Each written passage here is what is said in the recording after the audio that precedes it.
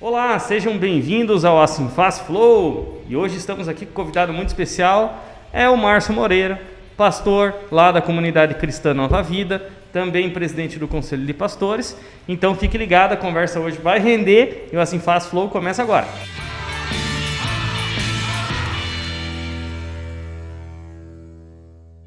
Então voltamos com o Assim Faz Flow e antes de começar a nossa conversa, quero agradecer aqui os nossos patrocinadores que fazem acontecer esse projeto aqui dentro da Assim Faz, que é a Contabilidade Iguaçu, Santos Materiais e Construção, Clínica do Dr. Mantovani, Carrera Irrigação, Nichelle Materiais e Construção, Paraná Contábil, Policlínica Fazenda Rio Grande, Faz Conte, Rodocenter 21, Lavanderia Toque d'Água, Contabilidade Pelanda, Restaurante Padova, J. Júnior Materiais Elétricos, Sicredi, Laboratório Santa Cruz, Odonto Weber, Grupo Leblon, Calcileve Calçados e Voo Light Painéis. Muito obrigado pela parceria de sempre. E agora vamos conversar com o pastor Márcio Moreira. Tudo bem, pastor? Como vai? Tudo bem, Gustavo. Bom dia, né? Prazer, alegria, satisfação estar aqui com vocês, Assim Faz, e participar desse Assim Faz Flow, né? Conversar um pouquinho e passar um pouquinho mais de informações, né? E discutirmos um pouquinho mais sobre a nossa cidade e a realidade que a gente está vivendo, né? Muito bem. Márcio Moreira, antes de ser pastor, conte um pouquinho para nós da tua história aí. Você chegou na fazenda ou já é da fazenda? Eu sou nascido na Fazenda Rio Grande, né? Nasci aqui há 50 anos atrás, há mais de 50 anos atrás, né? Sou um dos nativos aqui da cidade, quando a fazenda ainda não era a Fazenda Rio Grande como município, né? Era apenas um distrito da cidade de Mandirituba. E então nasci aqui, estudei aqui. Antes de ser pastor, né? Trabalhei, né? Tive o privilégio de trabalhar, né? Com o atual vice-presidente aqui da Assim Faz, o Haroldo, né? Da Leblon, né? Fui funcionário dele, somos amigos até hoje. Foi funcionário da Leblon lá nos Lá primórdios? no início da Leblon. Comecei a trabalhar na Leblon em 1986. E o que você fazia lá na Leblon? Eu comecei como cobrador de ônibus, né? Aham. Na época, e aí depois fui para a parte administrativa e fiquei ali na parte que hoje, né? Não sei como é que eles chamam hoje, né? Que é a parte do tráfego, né? Que era cuidar ali dos motoristas e dos cobradores, né? Soltar ônibus da garagem, recolher ônibus de garagem, controlar o retorno dos cobradores com o recurso das catracas, né? Quando chegava com as passagens, fazer escala de motorista, de cobrador, né? Aí trabalhei durante 6 anos, né? Na Leblon, até sair da Leblon, e aí fui trabalhar na imobiliária W. Legal. Mas antes de chegar na W, eu tenho uma curiosidade. Você era o cobrador de ônibus naquela foto clássica lá que ele está subindo lá na Islândia? Lá na Avenida Islândia, encalhado. Isso era comum, a gente encalhar e motorista e cobrador e passageiro ter que descer para empurrar o ônibus, pisar no barro, né? O ônibus, isso era comum. Dia, hoje nós estamos gravando num dia de chuva, né? E num dia como esse era terrível. Era terrível, tinha alguns trechos que a gente já sabia que ia encalhar, né? E na época, como não tinham também as vias totalmente preparadas, não tinha muito por onde desviar, né? Era aquele trecho. Por que é que encalhava? Porque era o menos pior, né? Era aquele trecho, né? Era aquele trecho. Tinha que fazer. Isso que as ruas que o ônibus passava eram as mais cuidadas, assim, eram, né? As melhores. As ruas que os ônibus passavam eram as melhores. Então, quando, né, estragava, né, a chuva, o mau tempo estragava, prejudicava, não tinha para onde escapar, né? Então era o tempo de aventuras, né? De aventuras. Então, de aventuras. É legal, né? Ficam as boas memórias, as boas lembranças e as risadas para dar depois. Muito bem, muito bem. E depois saiu da Leblon e foi para a W. Aí fui trabalhar na imobiliária W, né? Tem algo que eu digo, né? Eu me considero, um dos aspectos que faz eu me considerar abençoado é que eu nunca precisei sair de Fazenda Rio Grande para trabalhar fora. Sempre trabalhei na cidade. Mesmo naquela época, né, na década de 80, onde as coisas eram muito mais complicadas, a cidade era muito menor, né? Não tinha a pujança industrial, comercial, né, que tem hoje, né? E mesmo assim eu sempre consegui trabalhar em empresas que serviam aqui no município. No caso, a Leblon e a própria W tinham sede em Curitiba, né? Mas o serviço era prestado aqui. Então, né, nunca precisei sair daqui para trabalhar, né? Nasci aqui, cresci aqui, estudei aqui, me desenvolvi, daí só fui fazer faculdade fora, né? Porque daí não tinha aqui no município, né? Hoje já tem, né? Então hoje já facilita até para quem quer cursar fazer um curso superior, uma graduação, já pode até frequentar aqui. Mas na época não tinha, então tinha que correr para Curitiba, né? Parece que faz muito tempo, né? Mas há poucos anos que a gente conseguiu ter um ensino superior presencial aqui na fazenda, né? Isso era uma demanda, né? Porque todos que precisavam tinham que sair, né, daqui para ter um estudo com um pouquinho mais de qualidade, tinham que sair daqui. Muita gente estudava em Mandirituba na época, né?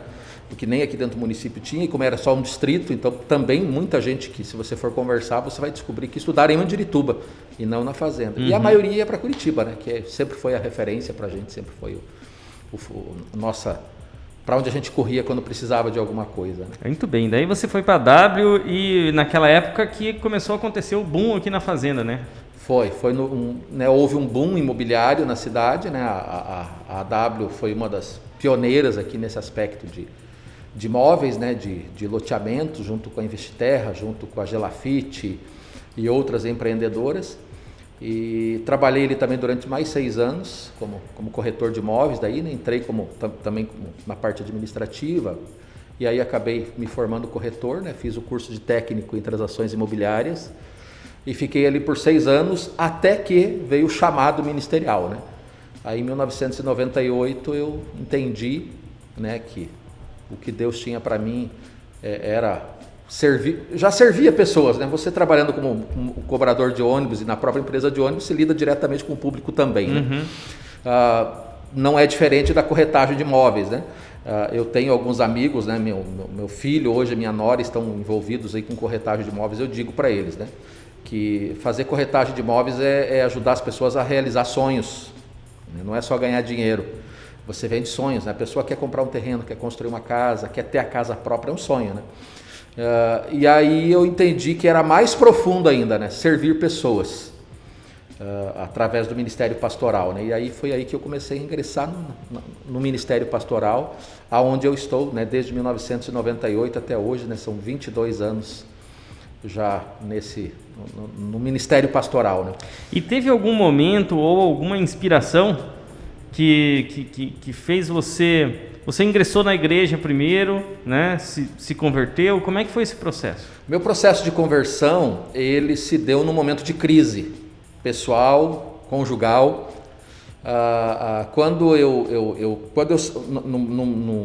No processo de transição entre a Leblon e a W, né, em 1992, quando eu saí da Leblon e comecei a trabalhar na W, eu estava vivendo uma crise conjugal. Meu casamento, que era recém-casado, o casamento estava ruindo, né? Estava acabando, né? Por imaturidade, né? Maturidade, despreparo. E aí foi nesse momento que, né, como diz o ditado popular, né, uma expressão comum, quando o sapato aperta, a gente vai buscar Deus, né? E aí não foi diferente comigo. Eu fui buscar em Deus a solução para um problema que eu não via solução, né? O casamento estava acabando, né? Houve um processo de separação, foi um período bem curtinho de separação, mas aí nós começamos, né? Eu e minha esposa, ela antes de mim. Eu sempre brinco também com as pessoas, né? As mulheres são excepcionais, né? O que seria de nós se não fossem as nossas esposas, né? Exatamente. São batalhadoras, elas lutam pela família, para manter, né? Não é à toa que a Bíblia diz, né, que a mulher sábia edifica o seu lar, né? A mulher sábia edifica o seu lar. A minha esposa, eu sempre digo, é uma mulher sábia, né, mesmo, é uma mulher bíblica, porque ela começou a buscar, né, começou a ir para a igreja, aí na sequência eu acabei indo junto, e nesse processo todo eu entendi, né, que eu precisava mudar de vida, que eu precisava de Deus mesmo e precisava me relacionar mais intensamente, mais intimamente com Deus. E aí começou esse processo então de caminhada, em 1992, né, foi no finalzinho de 92, Em 1993 aí me batizei, né, decidi, tomei uma opção, né, mesmo pelo batismo, que é um ritual, né, dos cristãos evangélicos, e aí começamos a caminhada. Em 1998, 6 anos depois do início da minha caminhada, eu acabei entendendo que tinha um chamado ministerial, né? Aí eu deixei o meu trabalho, podemos dizer assim, no ramo comercial, né? E que era na época na W como corretor de imóveis, e comecei a me dedicar exclusivamente ao Ministério Pastoral. Aí tinha uma igreja aqui na cidade de Fazenda Rio Grande, que temos um projeto social que é o CAD, né? Que começou aqui em 1994. E aí eu fui em 98, eu fui para cuidar de toda a parte administrativa, executiva ali do CAD. Então eu fui em 98, fiquei 2 anos ali fazendo a parte administrativa, cuidando, né, da parte executiva do CAD, né? Cuidando dos obreiros, etc., do pessoal que servia, que trabalhava ali. E aí no ano de 2000 eu assumi o pastorado oficialmente, né? Aí eu assumi a igreja local, que é a que nós temos até hoje, né, que é a Comunidade Cristã Nova Vida. E aí organizamos a igreja, que ela era apenas um grupo, né, que frequentava ali, não tinha uma organização ainda. Começamos a organização e estamos lá até hoje, né? São 20 anos, vamos fazer. Esse ano, em setembro, são 20 anos de Comunidade Cristã Nova Vida. Legal. E conta um pouquinho para nós, então, como que surgiu a Nova Vida. Ela funcionava dentro do CAD, já estava naquele local em frente ao CAD? A história da Nova Vida e a história do CAD, eles se misturam, né? Eles se misturam. Eu e a minha esposa nos convertemos em 1992, numa igreja Irmãos Menonitas, que tinha ali em frente ao CAD. Né? Então tinha ali uma igrejinha bem pequenininha, uma salinha bem pequena, era um grupo ali de 15 pessoas que congregavam naquele local, que se cultuavam ali, faziam suas reuniões ali. E como a sede era em Curitiba, em 1992, né? Porque em 1992 a gente brinca com a piazada de hoje. Se vocês acham que hoje é difícil, imaginem naquela época, né? E a sede da igreja era lá no Jardim das Américas, né? Então, aqui era apenas uma congregação. Então, era um grupo pequeno de pessoas. E por uma série de fatores, o pastor da sede decidiu parar com o trabalho aqui, em 1994. Eles decidiram interromper o trabalho. E aí, nesse processo, o Maurício Cunha, que é o fundador do CAD, que hoje, né, eu também gosto de quando tem a oportunidade, né, de falar da importância, da relevância da Fazenda Rio Grande no cenário nacional. Hoje, o Maurício Cunha, que implantou o CAD, que está aqui desde 1994, aqui na Fazenda Rio Grande, foi a primeira unidade do CAD, que hoje tem 9 unidades espalhadas pela nação e tem expressão internacional. Começou aqui na Fazenda em 1994. E o Maurício Cunha, que foi o fundador do CAD aqui na Fazenda Rio Grande, hoje é o secretário nacional dos direitos da criança e da adolescência. Trabalha no ministério da ministra Damares Alves, que é o Ministério da Família, dos Direitos Humanos. Né? Ele está lá. E é alguém daqui da Fazenda Rio Grande, né? Que começou aqui na Fazenda Rio Grande. Então, olha o tamanho, a expressão de um ministério que começou aqui, que hoje serve a nação. Aí o que aconteceu? Em 1994, a igreja Irmãos Menonitas decidiu parar o projeto, né, que era a congregação. E nesse processo eu conheci o pastor Edson Barbosa, que era pastor do Maurício Cunha lá em Curitiba. E então eles vieram para a Fazenda Rio Grande em 1994 com a ideia de implantar um projeto social que atendesse a comunidade mais carente, mais necessitada aqui da cidade. E na época, em 1994, nós tínhamos 2 postos de saúde na cidade. 2. Então não tinha saúde, não tinha uma estrutura para servir a população. Então eles vieram com toda a estrutura e começaram, né, os médicos, né, que eram pessoas que frequentavam a igreja em Curitiba, começaram a vir para cá, ginecologista, clínico geral, dentistas, para atender a comunidade, porque aqui não tinha o serviço, né? Nós tínhamos o Arlete Richa, né, que é onde está hoje ali o hospital municipal, era o centro Arlete Richa, onde tinha um posto de saúde, e tínhamos um outro posto de saúde que era lá do Vila Marli. Só, mais nada. Então era muito carente, não tinha estrutura de saúde para a população. E quando precisava, em 1994, sem uma integração, né, no transporte coletivo adequada, as pessoas tinham que se deslocar da fazenda para Curitiba para serem atendidas. Hoje o pessoal reclama disso e vai ser atendido em Curitiba, mas na época era muito mais complicado. Então esses voluntários, né, médicos, dentistas, profissionais da área de saúde de uma maneira em geral, eles vieram para cá para servir a comunidade ali no CAD. Uma outra carência que tinha na época, como ainda é, mas diminuiu significativamente, é que na época todo mundo praticamente trabalhava em Curitiba, por isso eu fiz questão de frisar, eu nunca precisei sair daqui para trabalhar lá em Curitiba, né?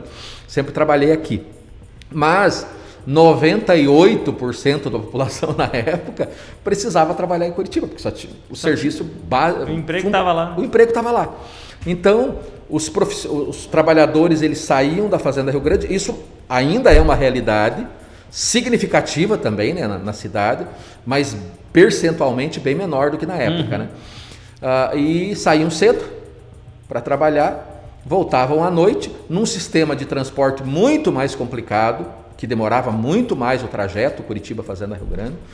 Naquela época, né, não existia duplicação de BR, uma série, né, de situações que não tinham se desenvolvido ainda, não tinha evoluído naquele período.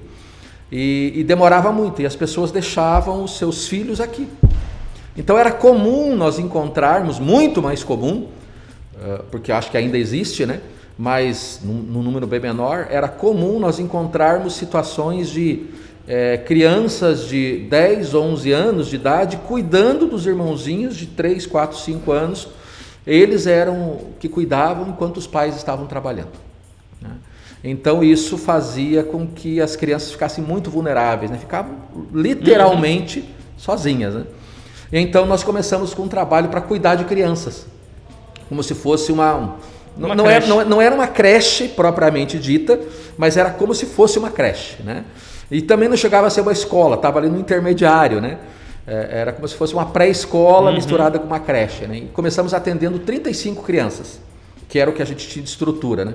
Aí o empresário, o Antônio Vancher, né, na época cedeu o espaço, ele tinha uma chácara, onde está o CAD, era uma chácara da família, né? Aproveitar aqui e agradecer a família Vancher, na pessoa do Thiago, que também, né, o Thiaguinho, que também é um dos, acho que ele participa de um dos departamentos aqui da Sinfaz, né, como é que vocês chamam? Ele é diretor de marketing. Diretor de marketing, né? E a família Vancher tinha a chácara da família ali no bairro Nações, né? Onde eles iam os finais de semana jogar bola, fazer churrasco. E então o Antônio Vancher decidiu doar, né? Toda aquela quadra, uma quadra inteira, decidiu doar para ceder, né, para o CAD, para que o CAD usasse. E ali naquela estrutura tinha uma casinha, umas salinhas. Começamos a atender 35 crianças, podemos dizer que uma creche, né? Uma pré-escola, e com voluntários, serviços voluntários. Começamos a atender com o serviço de dentista, médicos que vinham, né, eles davam um dia na semana, vinham para cá para atender, e assim que começou o CAD, em 1994. Hoje o CAD, como eu disse, está em 9 estados da nação: Rio de Janeiro, Bahia, agora não me lembro todos de cabeça, mas são 9 unidades espalhadas pelo Brasil, trabalhando com comunidades carentes, né? Então, foi assim que começou. E aí, em 1994, quando o CAD veio, nós estávamos nesse processo. Os menonitas, irmãos menonitas, né, a denominação Irmãos Menonitas tinha parado, interrompido o projeto. E aí o Edson Barbosa falou: olha, por que nós não podemos então começar uma parceria, né? Nós vamos começar o projeto social aqui, vocês estão aí com um grupo de cristãos que podem nos ajudar. E assim a gente começou essa caminhada. E aí nós nos reunimos dentro do salão do CAD até 2003, 2004 mais ou menos, uns 10, 11 anos a gente ficou reunindo ali no salão social do CAD, onde tem a maior das atividades hoje do CAD, as oficinas, né, de atendimento do CAD. Ficamos ali, até que compramos um terreno em frente, né, que é do outro lado da rua, conseguimos adquirir um terreno para poder construir o espaço do templo, onde a gente congrega já há uns 15 anos pelo menos. Muito bem, muito bem. É uma história que se confunde com a história da Fazenda Rio Grande. Da Fazenda Rio Grande, né? Da Fazenda Rio Grande. Da Fazenda Rio Grande. Até por sermos, né, eu no caso nativo, e a maioria das pessoas que está lá, os fundadores, estarem aqui há mais de 20 anos, né? Alguns 30. Né? Então, há uma ligação muito forte com a cidade, né? Uma identificação muito, muito significativa com a cidade. E o CAD recentemente, né, agora por causa da pandemia, vários projetos estão interrompidos, né? Não tem como aglomerar, não tem como ter as oficinas, né? Mas mesmo assim, ainda o ano passado, no período de pandemia, nós atendemos mais de 1.500 famílias, né? Que daí era com cestas básicas, com atendimento de medicação, com orientação, né, com conversa, atendimento psicológico, né? Uma série de outras expressões de atendimento, né? Mas o CAD hoje, né? Falando um pouquinho mais do projeto social, só para você ter uma ideia, antes da pandemia nós tivemos um grupo aqui de 6 adolescentes que foram, 6 atletas, né? Que foram para a Cidade do México disputar o Pan-Americano de Karatê e voltaram de lá com 11 medalhas. Temos uma campeã pan-americana, uma das alunas do CAD, da oficina de Karatê, é campeã pan-americana de Karatê, né? E é uma adolescente aqui do CAD, né? De uma família aqui da Fazenda Rio Grande que tem uma medalha internacional. Que legal. As pessoas às vezes elas não têm ideia, né, do que acontece, né? Dos tesouros que estão no campo, escondidos aí no campo da Fazenda Rio Grande, que só precisam ser encontrados e lapidados. A Fazenda Rio Grande tem um potencial muito, muito grande de crescimento, de desenvolvimento, por causa da qualidade das pessoas que estão aqui. Então, eu fico feliz, né? Eu converso bastante com o Gastão, né? Eu me sinto privilegiado, de fato, de estar aqui participando com você, Gustavo, porque a Sinfaz, para mim, eu também acompanhei, né, o início da Sinfaz, quando era um pequeno grupo de empresários, né? Na época, se eu não me engano, acho que o primeiro presidente foi o Marcos Nichelli, uma coisa assim. O primeiro presidente foi o Antônio Ciderley Baldan. O Baldan, foi o Baldan, Antônio Baldan, né? E aí, mas eu lembro do Marcos Nichelli, porque a gente tem um pouquinho de amizade, sim, foi um pouquinho nos de primeiros também relacionamento ali, né? Na gestão do Marcos Nichelli, eu fui em algumas reuniões para ver, era um grupo 98 por aí. Bem pequeno, um grupo bem pequeno, né? De empresários da cidade, né? E hoje a expressão que tem a Sinfaz, né? O potencial que tem a Sinfaz, essa visão de associativismo e de potencializar a capacidade que o comércio, que o serviço, que a indústria da Fazenda Rio Grande tem, porque tem, né? E oferecer isso, né? Então é o que eu sempre falo aqui, né? E toda vez que tem um flow que a gente toca nesse assunto, eu costumo falar, a pessoa quando a pessoa vai para a igreja, ela não vai buscando um serviço específico, né? Eu vou para a igreja porque lá na igreja lá tem um banco muito bom para me sentar. Não. E o empresário, ele não pode procurar a Sinfaz porque, eu vou procurar a Sinfaz porque eu tenho um produto muito bom, vai ser atendido pelo produto. Sim. Mas o objetivo da empresa contribuir para a Sinfaz é que através do trabalho da Sinfaz nós contribuímos para que a cidade seja economicamente mais forte, e a cidade sendo economicamente mais forte vai gerar oportunidade para o próprio empresário. Vai gerar mais para o próprio empresário. Mas é um trabalho de conscientização que a gente tem que fazer com o empresário, porque ele não está pagando a mensalidade, eu estou pagando, ele está contribuindo. Contribuindo com um projeto que vai alavancar o desenvolvimento da cidade, que vai gerar dividendos para aquele empresário, que é uma semeadura. E a comparação com o projeto das igrejas é semelhante. É a mesma coisa. Quando você vai para a igreja, na maioria dos casos, você vai para a igreja buscando algo para você. Você vai, no meu caso, isso não é, claro, não é 100%, tem algumas pessoas que não vão nessa situação, mas eu ouso dizer que a maioria vai nessa situação, vai por uma crise pessoal, uma necessidade pessoal. Precisa de algo, ou é um problema de saúde, ou é um problema financeiro, ou é um problema de relacionamento emocional, às vezes uma crise existencial. Então, mas é pessoal. E quando a pessoa vai e porque na maioria dos casos ela é atendida, ela é correspondida, aí começa um processo de ela fazer esse mesmo caminho, de começar então a investir na igreja, para que na medida em que a igreja vá se desenvolvendo, aumentando a sua capacidade de atendimento, aquilo acaba retornando para a própria pessoa a satisfação de poder servir, né? E ela sabe que faz parte de um todo, né? De um todo. E a igreja crescendo, ela vai crescer também. Ela cresce também. Né? A comunidade ao redor dela vai ser melhor. E aí, por mais que ela não tenha ido para buscar, Gustavo, como você falou, o melhor banco, o melhor som, a melhor estrutura, na medida em que ela vai se envolvendo, ela vai adquirindo essas coisas também. Vai adquirindo essas coisas. Isso vem como recompensa da semeadura que ela fez. Exatamente. Então, parte muito desse princípio, né? Parte muito desse princípio.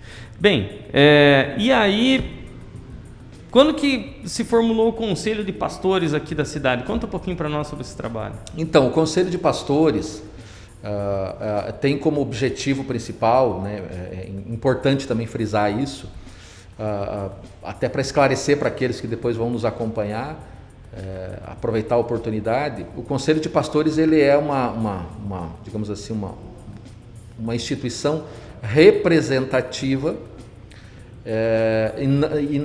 ela não é normativa no sentido de interferir. Assim como a Sinfaz, ela oferece apoio, desenvolvimento para o empresário associado, mas não vai lá dirigir a empresa do associado.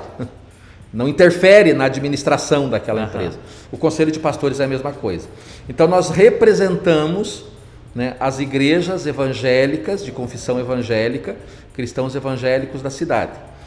Os pastores, no caso, né, não necessariamente as igrejas, mas os pastores. É uma associação de pastores, pastoras, líderes evangélicos, ministros do evangelho. Então é representativa e orientativa. Então a gente orienta, passa algumas orientações. Mas não é doutrinária, não é administrativa. A gente não interfere na administração, na doutrina, na maneira como aquela igreja local ali funciona, como aquele pastor conduz a sua igreja. O que a gente faz às vezes é passar uma orientação. Então, quando eu comecei a minha caminhada ministerial em 1998, algo que me chamava muito a atenção, né, quando eu deixei o meu trabalho na AW como corretor de imóveis, entendi e comecei a me dedicar mais exclusivamente ao ministério pastoral e comecei a caminhar mais perto de pastores, eu comecei a perceber um afastamento, um distanciamento muito grande entre os pastores. Né? E isso começou a me inquietar, começou a gerar em mim uma inquietação. O porquê desse afastamento se a gente trabalha pela mesma causa? Se nós temos, basicamente, nós temos os mesmos objetivos. A despeito de uma doutrina, às vezes ter algumas diferenças doutrinárias, de costumes, de rituais, de culto, mas o nosso objetivo é o mesmo, basicamente é o mesmo. Mas eu comecei a perceber, e aquilo começou a me inquietar, que havia muito distanciamento entre os pastores. Eles não se relacionavam entre si na cidade. E trabalhavam de maneira isolada. E isso é prejudicial para todos, né? E então eu comecei o processo, né, de reunir pastores na cidade. Isso já em 1999, eu nem estava ainda ordenado pastor, mas aí eu procurei alguns pastores, começamos uma conversa. Na época, um deles já é falecido, era um missionário da Igreja Presbiteriana do Brasil, que era o falecido irmão Geraldo, e o pastor Bruno Bold, que era o pastor da Igreja Irmãos Menonitas aqui em Fazenda Rio Grande. E então eu os procurei, que eram amigos que eu conhecia, né, pessoas com quem eu me relacionava, e aí a gente começou um processo. Então ali foi o primeiro passo, né? E aí começou a caminhada, os pastores começaram a se reunir com esse objetivo, de aproximar os líderes das igrejas locais, para que juntos nós possamos fazer mais pela cidade. Então você junta forças, né? Você soma para que possa servir melhor a igreja e a igreja possa servir melhor a cidade. Foi assim que começou, né? E aí em 2006, só em 2006, depois de praticamente 6, 7 anos de reuniões, é que a gente decidiu daí organizar. Até então não existia um CNPJ, né? Aí nós decidimos organizar, estabelecer uma diretoria e começamos a organizar. Então, em 2006 estabelecemos o CNPJ, começamos então a eleger uma diretoria, etc. E aí, por ser um dos fundadores, né, tá lá no início do processo, então eu tô nessa, né, eu deixo um pouquinho, dali a pouco eu volto, né, alguém assume, né? Dali a pouco eu volto, porque eu tô sempre ali, né, algo que faz parte do meu DNA ministerial, trabalhar com a unidade da igreja, né, algo que é latente no meu chamado, é trabalhar pela unidade da igreja, para que a igreja mantenha a unidade e assim possa servir melhor a cidade. E é necessário um porta-voz, né? Várias vozes falando ao mesmo tempo, às vezes. Então, assim, uma entidade como essa, que agrega a todas ou a maioria das igrejas evangélicas aqui da Fazenda, e tendo um porta-voz sobre isso, é muito importante. Ainda mais agora que a gente vai entrar no assunto desses tempos de pandemia, né? Como é que foi isso? Como é que a igreja recebeu, e o próprio Conselho de Pastores lá no início do ano passado, que estava vindo um vírus e tal, e as coisas, e as pessoas também, né, as pessoas que frequentam a igreja chegaram muito em você, porque assim, causou um certo pânico na população, a gente não sabia o que ia acontecer no futuro. Como é que foi esse processo para vocês?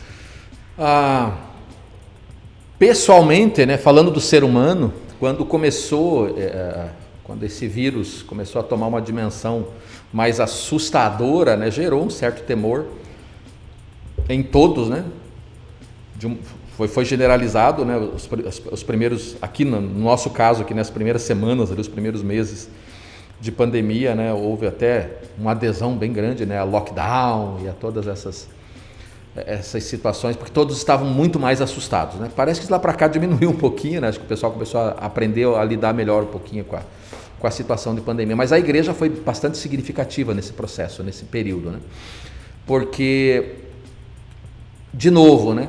As pessoas em momentos de crise, elas correm para Deus.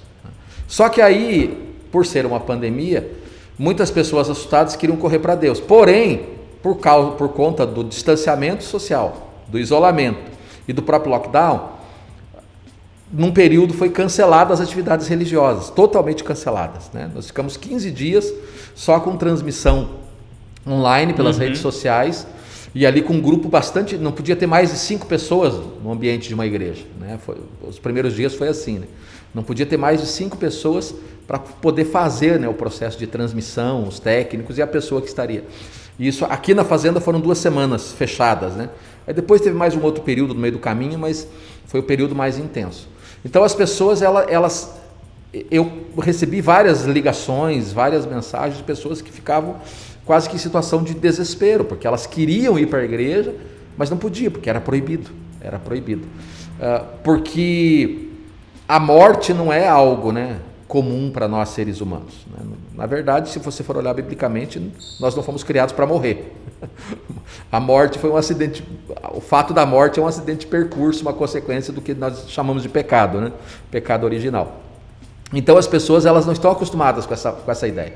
E quando isso os afronta, assusta, e aí, então eles correm para Deus. E foi isso que aconteceu no início da pandemia. Só que as pessoas não podiam congregar, expressar a sua fé, fazer as suas orações coletivamente.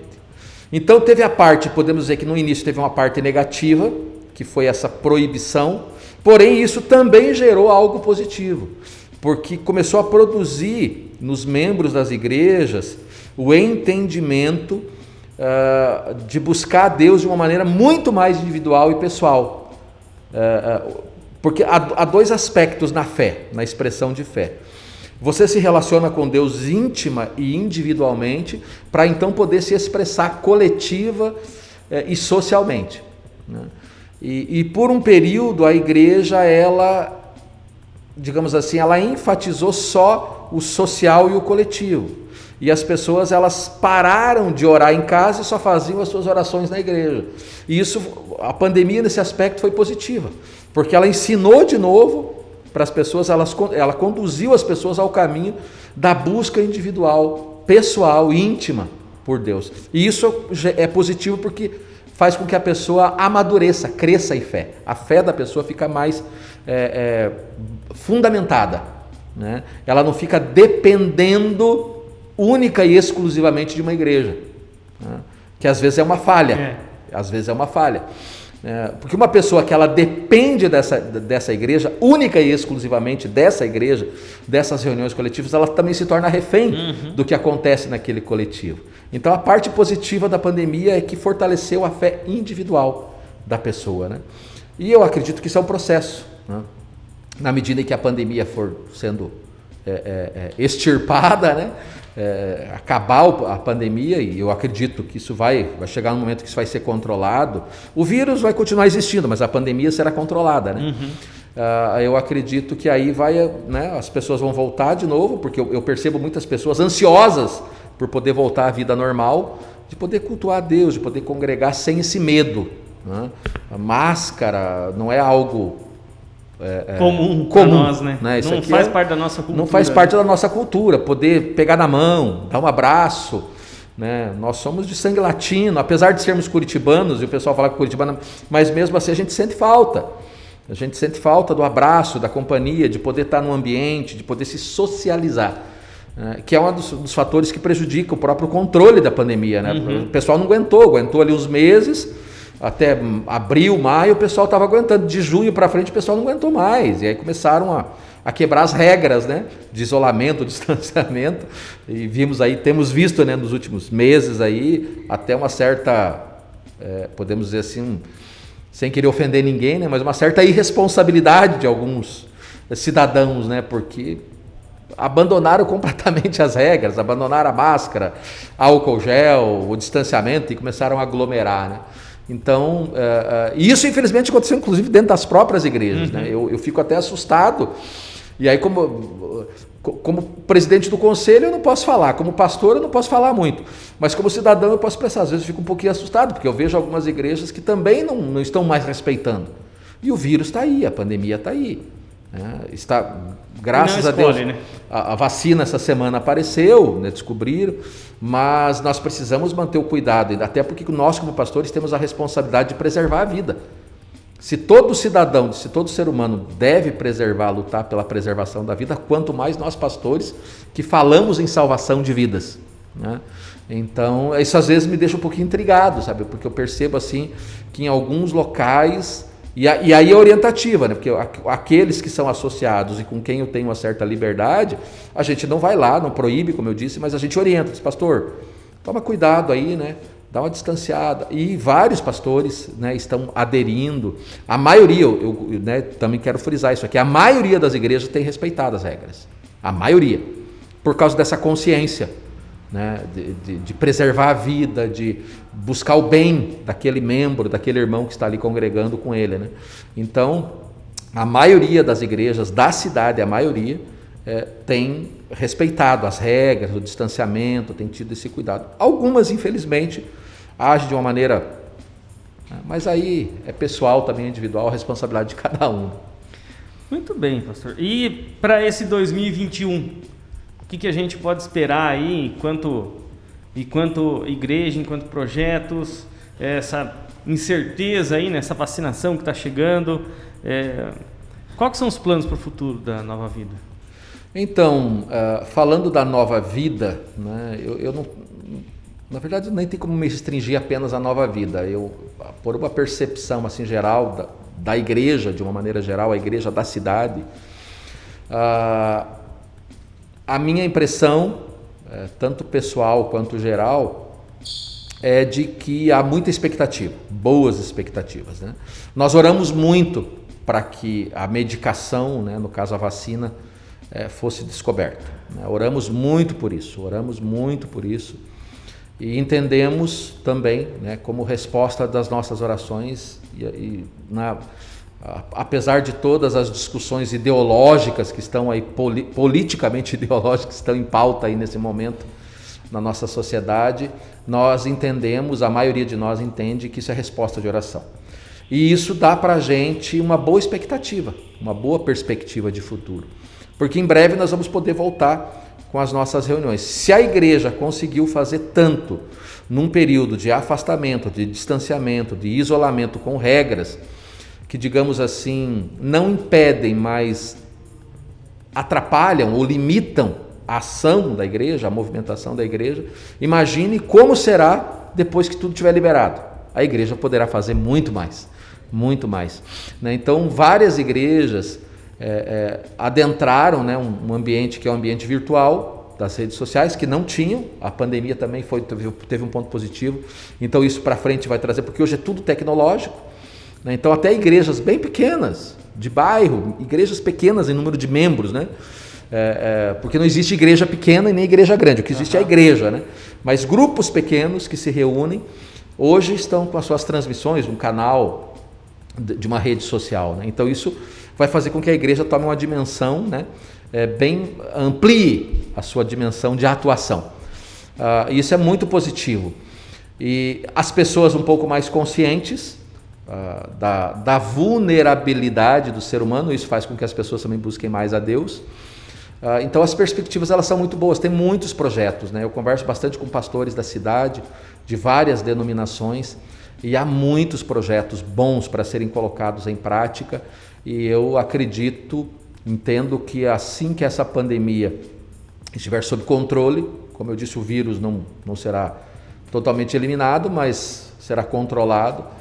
Eu acredito, entendo que nós teremos como igreja na cidade, na sociedade, uma expressão e uma atuação muito mais significativa, e a cidade, a sociedade de uma maneira geral será muito mais abençoada, né? A igreja será mais percebida na sua importância social, né? Então as expectativas são muito boas.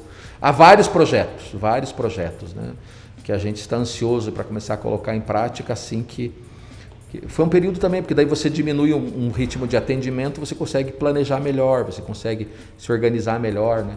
E até se atualizar, né? Claro. Com o que está aí, né? Porque às vezes também na própria dinâmica você vai fazendo, e já é uma necessidade nossa, né? Como latino e ocidental, a gente planeja menos do que deveria, né? Uhum. Então a própria situação fez com que a gente parasse para planejar melhor, né? Então, é aquele tempo que você consegue ler mais, consegue planejar mais, sobra um pouquinho de tempo daquela correria do dia a dia, né? E voltar para dentro de casa, Gustavo, né? Uma das coisas que aconteceu e que traz boas perspectivas para o futuro, que ainda aconteceu mais intensamente no início da pandemia, ainda acontece, mas que dá boas perspectivas, é que quando o pessoal voltou para dentro também, as famílias foram mais valorizadas. O ser humano ele começou a perceber o que de fato é importante, né? Diante certamente, se você parar para pensar e analisar de uma maneira bem séria, bem reflexiva, você vai perceber que toda aquela carga de trabalho, horária de trabalho que você imprimia para poder fazer o que você fazia, não era necessário. Então aquela coisa, eu não tenho tempo para isso, você teve que achar tempo, né? E principalmente para convivência familiar, conjugal, pais e filhos, dentro do ambiente do núcleo familiar. Isso com a pandemia foi muito fortalecido, né? Porque não tem o que fazer, o pessoal teve que voltar para casa, né? Então, em vários aspectos, o trabalho na própria igreja diminuiu o número de reuniões sociais, coletivas, e o pessoal precisou começar a fazer culto em casa, isso aproximou familiares, né? Então, casais que não oravam juntos, estão orando. Pais e filhos que não tinham comunhão juntos, se obrigaram a ter. Então, a perspectiva é boa, porque essas pessoas elas voltarão mais fortalecidas, mais conscientes do que de fato é importante e deve ser prioridade na nossa agenda. Então, precisamos trabalhar, mas não precisamos dedicar toda aquela carga horária que dedicávamos antes. Dá para produzir, dá para ser produtivo, frutífero, dá para prosperar, dá para desenvolver, dá para evoluir, dá para crescer, sem abrir mão do que de fato é prioridade, que é o cuidado com a minha vida pessoal, que é o cuidado com aqueles com quem eu amo, que é a minha relação com Deus, que é servir a sociedade. Então, as perspectivas são muito boas, né? Eu, pessoalmente, estou com bastante expectativa, muito positivas, e percebo, de uma maneira geral, que essa expectativa é da igreja, dos pastores da cidade. Muito bem, pastor. Bem, estamos chegando aqui no final da nossa conversa, que esse papo tá bom, mas passa uma palavra final aí para as pessoas que estão assistindo a gente aí. Nesse momento, muitos aí nessa expectativa, passa uma palavra para nós aí, para que todo mundo que está assistindo a gente aí se sinta abençoado nesse momento. O que eu posso deixar para vocês, né? Para você que está nos acompanhando, que vai assistir, e para você, né? Para vocês que estão aqui trabalhando e proporcionando esse momento, há um trecho em Jeremias 29, no momento, o contexto, né? Deixa eu só explicar o contexto. O povo de Deus, que era o povo de Israel na época, eles haviam sido levados cativos pelos babilônicos, né? E eles estão lá vivendo um momento de cativeiro. E então Deus, através do profeta Jeremias, no capítulo 29, ele começa a anunciar o final daquele cativeiro, né? Ele começa a dizer, esse cativeiro ele tem um tempo. Essa dificuldade, essa crise, esse momento difícil que vocês estão vivendo, tem um tempo. Começou, ainda estão vivendo, mas vai acabar. Tem um tempo para acabar. Porque toda crise, como nós vivemos nesse último ano, ela ela mexe com a gente, como a gente conversou aqui, como a gente falou, mas ela pode produzir em nós crescimento ou amadurecimento, nos trazer mais consciência da realidade da vida. Nós podemos sair crescidos e amadurecidos de cada crise. E essa é a mensagem de Jeremias 29. Então, quando Deus começa a falar com o povo, ele diz assim: vocês estão indo na Babilônia, nesse momento de crise, não é onde vocês gostariam de estar, vocês não estão como gostariam de estar, mas eu quero dizer para vocês, morem nessa cidade. Não é o que eu tenho como objetivo final para vocês. Esse não é o destino final. Mas enquanto vocês estão nesse momento, morem nessa cidade, construam casas. Casem-se, deem-se em casamento, casem os seus filhos, as suas filhas. Construam a cidade. Orem pela cidade para que a cidade prospere, porque na medida que a cidade prosperar e tiver paz, vocês também encontrarão paz, ou seja, a qualidade de vida de vocês vai melhorar. Mas essa fase, ela tem um fim. Porque o que eu tenho para vocês, e esse é o versículo-chave de Jeremias 29, ele diz assim: eu sei os pensamentos que eu tenho a vosso respeito, pensamentos de paz, pensamentos de bem e não de mal, para dar a vocês um futuro e uma esperança. É isso que eu tenho para vocês, um futuro e uma esperança. Esses são os meus pensamentos. E aí na sequência ele diz assim: então vocês passarão a orar a mim, vocês me buscarão e vocês me encontrarão, eu os ouvirei e eu os responderei e eu mudarei a sorte de vocês. Então essa é a mensagem que eu quero deixar para você, né?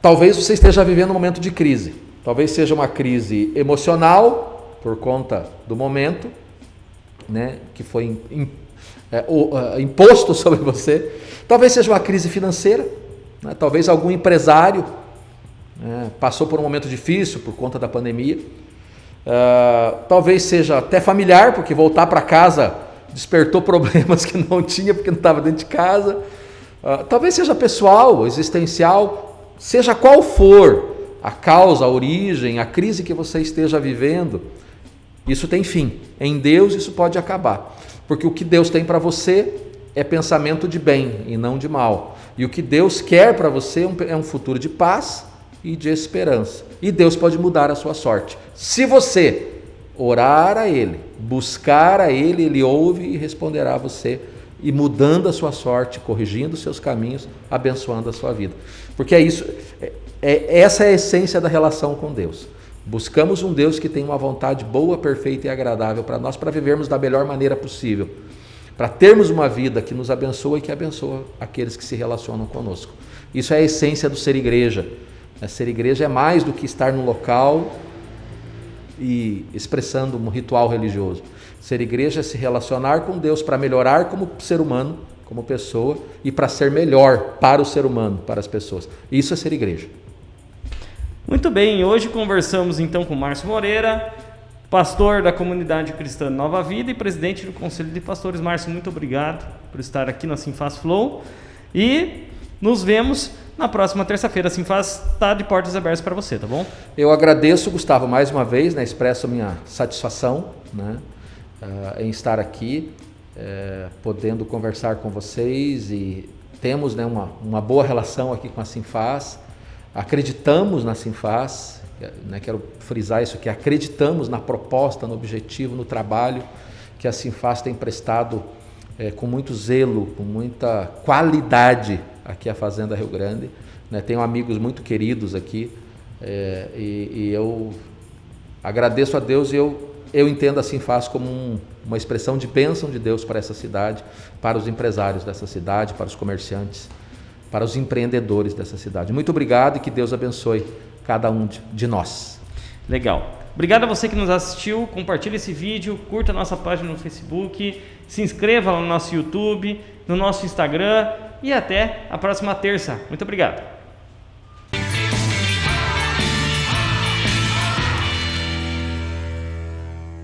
Comida quentinha, lanches feitos na hora e o lugar certo para seu evento empresarial é aqui. Rodocenter 21.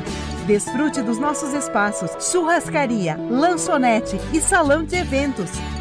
Santos Materiais de Construção, a mais completa loja do ramo. Seu edredom ou cobertor limpo e cheiroso em até 2 horas com a lavanderia Toque d'Água. Quer proteção para a sua família? Com o nosso seguro residencial você fica protegido. Vem para Sicredi. Laboratório Santa Cruz. Atendimentos particulares e por convênio.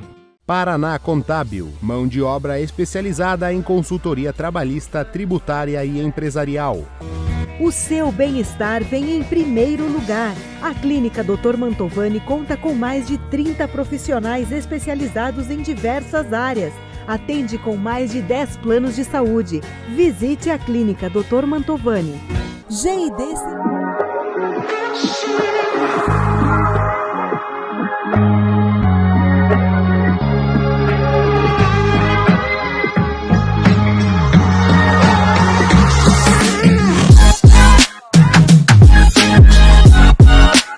Reformar, decorar ou cuidar da casa, conte sempre com a Nichelle. Grande variedade, as melhores marcas, facilidade de pagamento, entrega rápida e atendimento personalizado. Tudo com a qualidade Nichelle. E você pode parcelar tudo em até 10 vezes sem juros nos cartões. Tudo pra casa, perto da sua casa. Materiais elétricos, hidráulicos e ferramentas é aqui, J. Júnior. Parceria de confiança você encontra na Fazconte Contabilidade. Agora ficou mais rápido e prático pedir comida. Baixe o app Restaurante Padova.